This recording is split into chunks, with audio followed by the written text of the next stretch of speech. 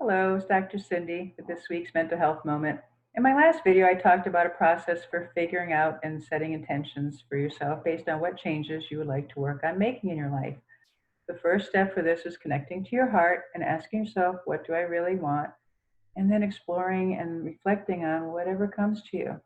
This is important information because when we are feeling dissatisfied or displeased in some way, our brain responds in its reflexive pattern problem solving mode to propose solutions based on our learning and history. These solutions may not truly be in line with what is troubling us deep down. And if we don't take the time to get at the heart of our discontent, then we risk taking action that will not really bring resolution to our emotional struggle. We're living in a culture that tells us happiness comes from the job we have, the house we live in, the car we drive, the clothes we wear, the person we date, the vacations we take, the size of our bank, and how we look. And when these don't seem to do the trick for us to be happy, well, what do? We either look for ways to make those things better or at what else we can achieve or acquire. And then we think, oh, if only I had the right job or house or partner or more of this or more of that, then I would be happy. But internal challenges can never be resolved with external solutions. If you had mold in your walls, you wouldn't just cover it up with a fresh coat of paint. If there's a problem with your engine, you can't fix it by washing and waxing your car. Many times, the best course of action for improving our lives will be a combination of doing the internal healing work that we've been talking about to take care of deeper unresolved emotions and external pragmatic steps to align our actions with what we are wanting for ourselves. So, clarifying what you really want deep down and then framing your intentions to allow for both of those types of action can guide you in following through with steps that are meaningful and beneficial to you. Today, I'm going to talk about strategies for putting our intentions into action. I encourage you to define your intentions broadly. When we focus too quickly on a specific goal, that can prematurely limit and confine us to a restricted set of strategies. When our intentions are more general, then we can remain open to more options for how to follow through with these. A broad intention also enables us to look at the ways in which we may already have some of what we feel is missing in our lives. When we perceive lack or deficiency, we tend to think in an absolute all or nothing kind of way. But the reality is we usually do have some degree of whatever it is that we're seeking. So acknowledging and appreciating that can not only help us recognize that the deficit is not as great as we thought, but can also enable us to see that we have something to build on rather than thinking we are starting from zero. For example, if you are struggling with loneliness and want more contact, it can be helpful to ask yourself, well, where do I already have this? Then, in addition to seeking out new friendships, you can also make a point of enhancing the connections further that you already have. It is also helpful to look at your intentions from the perspective of what you want to create and cultivate in your life, rather than what you want to fix or change. Fixing implies that something about ourselves or our lives is broken or damaged, and that never feels good. And it activates a concrete problem solving mindset that limits us in the approaches we think we can take. And the idea of changing something can trigger resistance because we are creatures of habit and don't tend to welcome or embrace change. In contrast, creating and cultivating are growth focused rather than problem focused. We are all natural creators, but we often don't utilize that part of our brain in the way that we do the problem solving part. So framing your intentions from a creating and cultivating mindset can capitalize on that productive, generative capacity that we have. Once you've identified what you are going to create and cultivate, give yourself free rein to generate as many ideas as you can for possible steps to take that would be in line with that. Try not to judge or analyze any of these as you do this. Whatever comes to mind, just write it down.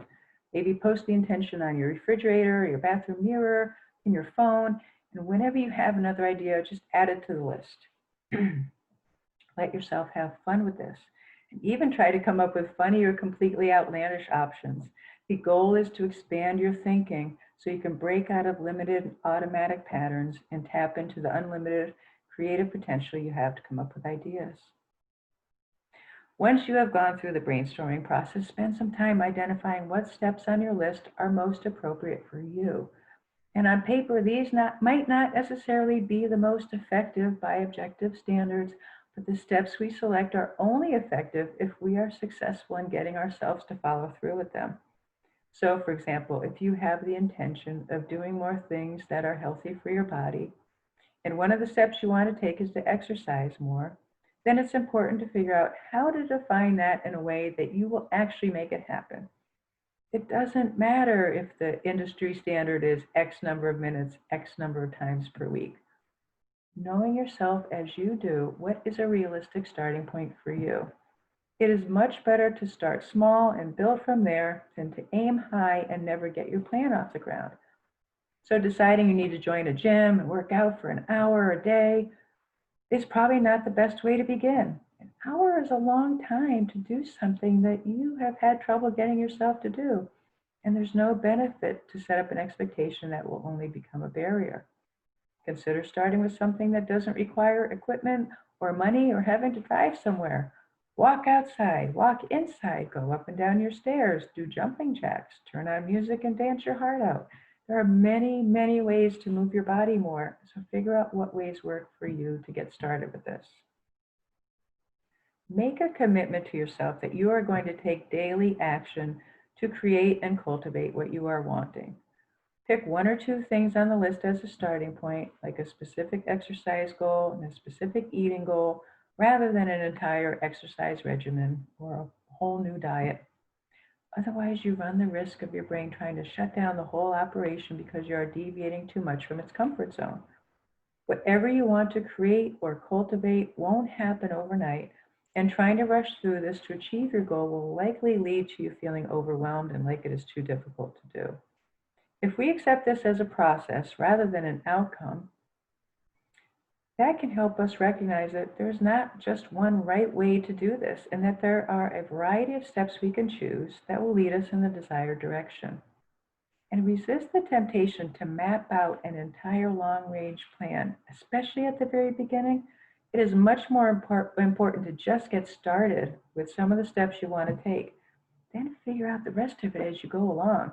On any given day, you only need to know what you are going to do that day toward creating and cultivating what you are wanting. The next steps will become apparent to you once you've taken the initial ones. You don't need a roadmap as long as you choose actions that point you in the right direction. And trying to map it all out in advance often backfires. If we have trouble seeing all of the steps to take or decide that some of them are too hard or not viable, that can stop us in our tracks and we're back to feeling resigned to the way things are. That's what causes us to feel stuck about situations in our lives. We prematurely conclude that the path from where we are to where we want to be is unrealistic or too challenging or otherwise not feasible, and we give up and find it hard to even try. Who wants to put a lot of time, energy, and effort into something we've convinced ourselves is going to fail? In her book, The 5-Second Rule, Mel Robbins talks about the ways in which our brain often will thwart us in our efforts to take desired action. She suggests that there are two main modes that our brain operates in. The first one is autopilot, where we act in ways that are automatic and don't involve active thinking on our part. It is in this mode that the brain executes all of our habits, the behaviors that you repeat without even thinking about it. Half the day we're on autopilot, and she describes this as our brain's preferred mode. It is very efficient, low effort, and low energy. The second mode is more active, where we are fully awake, present, and consciously participating in and driving our thoughts and actions. In that mode, we are using the part of our brain that enables us to do and learn new things and to deviate away from habitual patterns. This requires much more energy and effort than autopilot mode. When we have an idea to do something different, we have to override autopilot in order to get ourselves to take action. This is where the 5-second rule comes in. Mel Robbins says from the moment you have the idea, you have 5 seconds to take some type of action in that direction. Otherwise, the inspiration is gone because your brain swoops in and tries to stop you. It will give you all kinds of reasons to just stay where you are and keep doing what you're doing. It will try to convince you that you don't feel like doing the thing that just 5 seconds earlier seemed like a good idea. That's just trickery. Mel says that if we only did the things we don't feel like doing, we would have everything we've ever wanted. Remember, our brain's primary motivation and function is to keep us safe. So when we go about our daily routines, our brain doesn't have to work too hard because everything is pretty much known and patterned and predictable. When we think about doing something new, our brain goes on alert and tries to foresee and prepare for whatever challenges might arise for us in the process. That's why we project ahead and try to plan things out in our minds.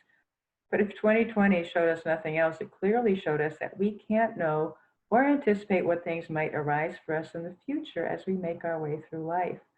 Of course, that prospect is terrifying to the brain, so it pressures us to stay right where we are, where things seem predictable, comfortable, and safe.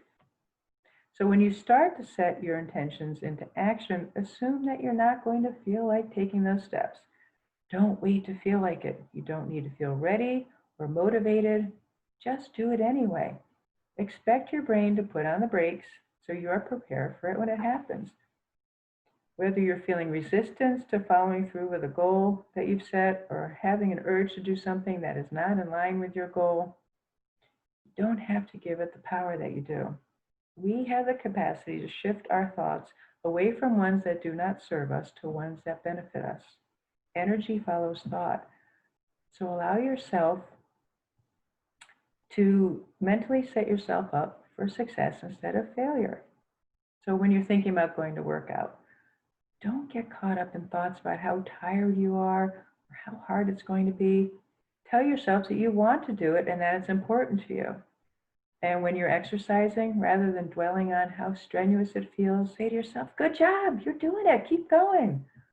You can also do some guided imagery ahead of time to prep your brain for cooperating with your plan, which can reduce the risk of it sabotaging you. Sticking with the exercise example, visualize yourself on the treadmill feeling energetic and strong and positive about what you're doing.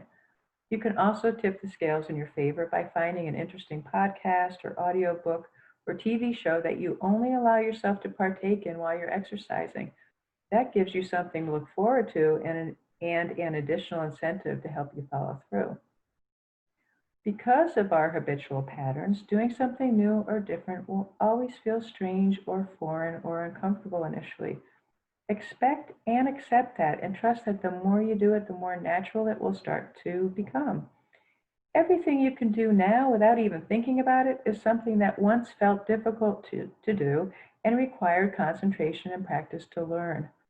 Respect the power of the habit and the brain's resistance and be gentle with yourself when habit wins. Use that as information for how to revise your strategies in order to increase your chances of success. For example, if you find that you do great with not snacking all day, and then you sit down and watch TV at night and suddenly you want to, it would be good to start working to disconnect eating from television viewing. You might commit to only snacking at your table so that if you feel like you want to eat while you're watching a show, you would need to pause the show, go into the kitchen, put the snack on a plate or in a bowl, and sit at the table to have it. Over time, this will break up that chain reaction between watching TV and the urge to eat and make your decision to snack more conscious instead of being so habitual. Even though our habits can pose a challenge to doing things differently, we can use the power of habit to facilitate the steps we are wanting to take. Any habit can be reshaped. So just as it's a habit to eat in front of the TV, you can create the habit of eating only at the table. If it's a habit to have a glass of wine with dinner, you can create the habit of drinking water instead. By the way, this also applies to our emotional and mental habits and thinking patterns, such as self-doubt, worry, fear, or overthinking. You are not a worrier, you have a habit of worrying, and you can work to develop the habit of not worrying. You are not a procrastinator, you have a habit of procrastinating, and you can teach yourself the habit of doing things in a more timely manner.